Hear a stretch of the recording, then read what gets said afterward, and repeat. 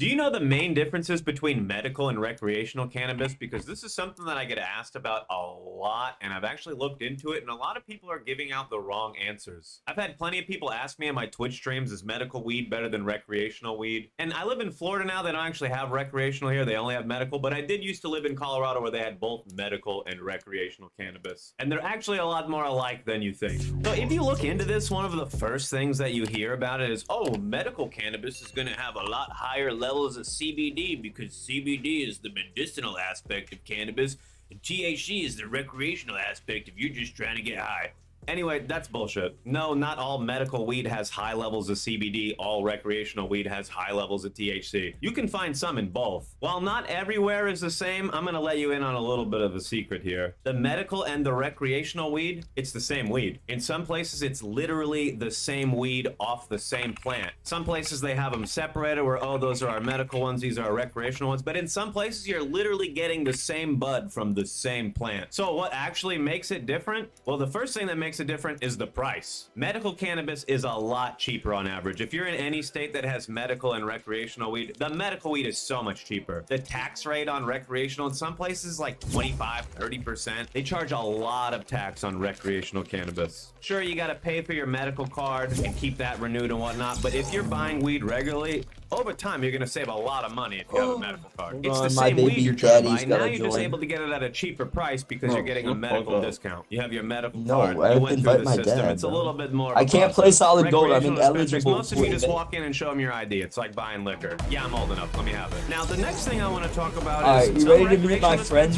Have long lines. Depends on where you're at. When I lived in Colorado Springs, they didn't have any recreational dispensaries inside the city, but right outside in Manitou Springs, there was a couple recreational dispensaries there, and those were the only two in that area. If you wanted to go to another recreational dispensary, you had to drive 90 minutes north to Denver, or you had to drive almost an hour south to Pueblo to go to another recreational dispensary. There's only these two in that one little area. So literally anytime somebody wanted to come visit me, if they wanted to go in a dispensary, those were the closest ones. The lines were always out the door. They had like overflow parking. There was tons and tons of people just lined up to get the overpriced weed. I could go into the same dispensary and buy everything off the shelves, but I'd get it for like half as much or like 80% off on something because I'd get a medical discount. It would literally be the same shit that they could buy. I could just get it cheaper. And because I had a medical card, I was able to skip the line. People are going to wait 30, 40 minutes and I just jump right to the front because I have a medical card. That city, Colorado Springs, also had like 100 medical dispensaries I could also go to. Almost never any line in there. I never really waited for more than 10 minutes. But if you went to the recreational dispensary, any time of the day, you're going to wait 30 plus minutes. And bro, this was in Colorado, dude. They were selling joints out of there. I remember I took a friend in there, bought a 1 gram joint. It was the shittiest little pre-roll I ever saw.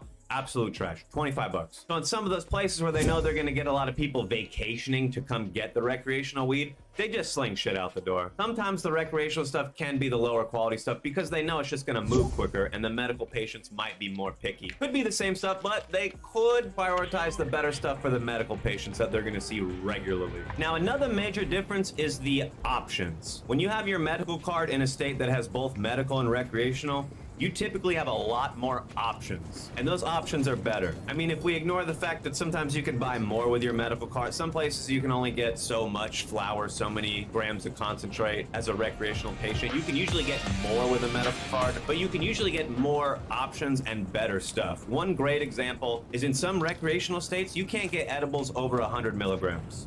Every candy bar, every pack of gummies you get, every lollipop, anything you get is not going to be over 100 milligrams. All the drinks, everything. But if you have a medical card or you can go to a medical dispensary, they'll have those same edibles, the same brand of everything, but you can find a 500 milligram candy bar or a 1,000 milligram candy bar. You get more options, more potent options, because they recognize you as a medical user and know that you're actually using it medicinally. So you can get better options, but sometimes recreational dispensaries don't sell certain things. Certain products you might have a harder time finding because they're really in the medical market. I do recall hearing about THC suppositories, and somebody was having trouble finding any kind of THC suppository in recreational dispensaries, so they had to get their medical card just so they could put weed in their butt. So while it varies between states, it'll vary between countries even. You typically just have more options and availability when you have a medical card. You can get more things in the same store sometimes. You can get more potent things. Not a lot of places really limit you on the amount of THC you're gonna get in like your bud or your concentrates. But they definitely limit edibles in a lot of places. Most places, recreationally, you can't get over 100 milligrams. Even here in Florida, I don't find that many edibles over 100 milligrams. But I could imagine if they legalized recreational tomorrow, they'd probably cut them off at like 10 milligrams or something weird. You know what I'm saying? So every state has their own rules. They set everything up differently. It's not going to be exactly the way I'm describing it in every state, but this is how it is in most states. I've talked to a lot of people, and for the most part, if you have your medical card, sure, you paid money up front for it,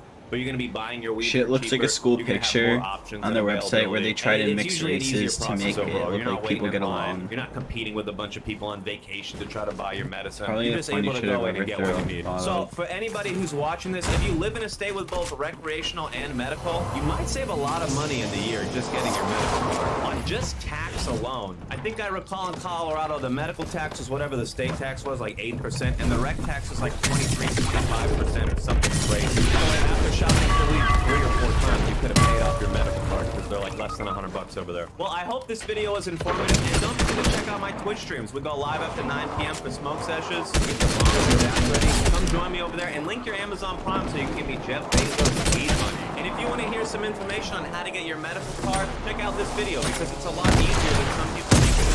Peace out, man. So who's got better weed, Colorado or Florida? This is something that I actually get asked about a lot because I lived in Colorado for about 5 years shopping in most of the medical market over there. And then now I live in Florida. I've been here for about a couple years.